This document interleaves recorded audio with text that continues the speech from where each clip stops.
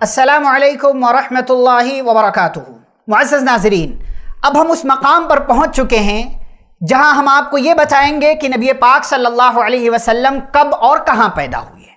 تو دیکھیں، آپ صلی اللہ علیہ وسلم کی پیدائش کے سلسلے میں بہت سارے اختلافات ہیں، لیکن جو ایک راجح بات معلوم ہوتی ہے وہ یہ کہ آپ صلی اللہ علیہ وسلم 9 ربیع الاول سن 1 عام الفیل مطابق 20 یا 22 اپریل 571 عیسوی پیر یعنی منڈے کے دن صبح کے وقت مکہ کے اندر ہاشم کے گھر میں پیدا ہوئے۔ آپ صلی اللہ علیہ وسلم کی اس طریقے سے پیدائش ہوئی اور آپ صلی اللہ علیہ وسلم دنیا کے اندر وجود میں آ گئے۔ اللہ نے آپ کو دنیا کے اندر بھیج دیا، اور آپ صلی اللہ علیہ وسلم کی پیدائش کے حوالے سے بعض سیرت نگاروں نے کتابوں کے اندر یہ باتیں ملتی ہیں کہ فلاں اور فلاں چیز ہوئی اور یہ دیکھنے کو ملا، وہ دیکھنے کو ملا، لیکن ان سب روایتوں پر کلام ہے یا وہ ساری باتیں مشکوک ہیں، اس لیے ہم وہ باتیں ذکر نہیں کر رہے ہیں۔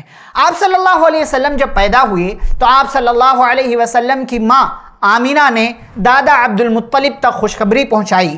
دادا عبد المطلب آئے، پوتے کو گود میں اٹھایا، خانہ کعبہ میں لے گئے، اللہ سے دعا کیا، اللہ کا شکر ادا کیا اور پوتے کا نام محمد رکھا۔ بعض سیرت نگاروں نے لکھا ہے کہ مکہ والوں نے پوچھا، عبد المطلب آپ نے اپنے پوتے کا نام کیا رکھا؟ کہا محمد رکھا۔ لوگوں نے سوال کیا کہ آپ نے اپنے خاندان والوں کے برخلاف جا کر کے پوتے کا نام ایسا کیوں رکھا ہے؟ کہا میں چاہتا ہوں، میری خواہش ہے کہ میرے پوتے کی ایک شان ہو، دنیا اس پوتے کی تعریف کرے، اور ہوا وہی، دنیا اس پوتے کی تعریف کرتی ہے، محمد صلی اللہ علیہ وسلم۔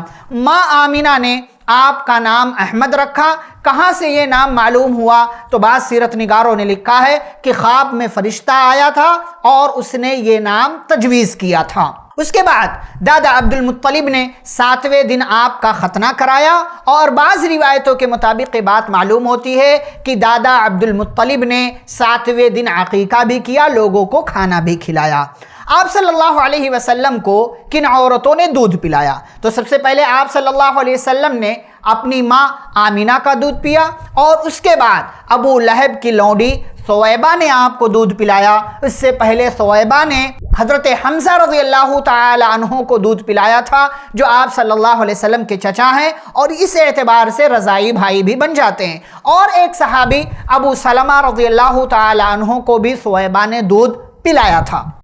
عرب والوں کا ایک دستور تھا کہ عرب والے اپنے بچوں کو ان کی عربی مضبوط کرنے کے لیے، ان کا جسم مضبوط کرنے کے لیے اور شہر کی بیماری سے بچانے کے لیے گاؤں دیہات کی عورتوں کے حوالے اپنے بچے کو کر دیا کرتے تھے، تاکہ وہ وہاں جائے، پرورش پائے اور وہاں جا کر اس کا جسم مزید مضبوط ہو جائے۔ اس اعتبار سے ہمیں حلیمہ سعدیہ کی یاد آتی ہے اور دائی حلیمہ کا تذکرہ آتا ہے۔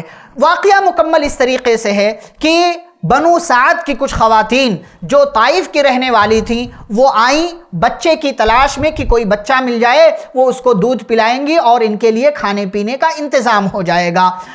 حلیمہ کہتی ہیں کہ ہم لوگ جب نکلے تو میری گدھی جس پر میں سوار ہو کر آ رہی تھی وہ کمزور تھی، میرے سینے میں دودھ نہیں تھا، میرا بچہ دودھ نہیں پا رہا تھا جو کہ میری گود میں تھا۔ ہم مکہ کے اندر آئے، بچے تلاش کیے، اور بہرحال اخیر میں ایسا ہوا کہ ساری عورتوں کو بچے مل گئے، اور میں نے بھی عبد المطلب کے پوتے کو لے لیا جو کہ یتیم تھا۔ لیکن واپسی کا سفر ایسا ہوا کہ جو گدھی میری سب سے پیچھے چل رہی تھی وہ اب واپسی کے سفر میں سب سے آگے ہے۔ میرے سینے میں دودھ نہیں تھا، اس بچے کو ساتھ میں لے جا رہی ہوں، میرے سینے میں دودھ آ گیا۔ اس بچے محمد کو بھی دودھ پلایا اور اپنے بیٹے کو بھی دودھ پلایا۔ اپنے علاقے میں پہنچی، میرے گھر میں جو بکریاں تھیں ان بکریوں میں برکتیں دیکھنے کو ملی، میرے اپنے علاقے میں برکتیں دیکھنے کو ملی، اور ہمارا علاقہ سرسبز و شاداب ہو گیا، ہریالی آ گئی۔ ابھی تک قحط سالی جیسا ماحول تھا، لیکن اس بچے کو جب ہم لے کر کے آئے تو ہمیں اپنے آس پاس برکتیں ہی برکتیں نظر آ رہی تھی، اور اس طریقے سے دیکھتے دیکھتے 2 سال کا عرصہ مکمل ہو گیا، اور میں نے اس بچے کو دودھ پلانا بند کر دیا اور اس بچے کا دودھ میں نے چھڑا دیا۔ اس کے بعد حلیمہ سعدیہ نے کب اس بچے کو واپس کیا، اس کی ماں تک مکہ پہنچایا، اور پھر اس کے بعد کیا ہوا یہ انشاءاللہ ہم اگلی ملاقات میں ذکر کریں گے۔ والسلام علیکم ورحمۃ اللہ وبرکاتہ۔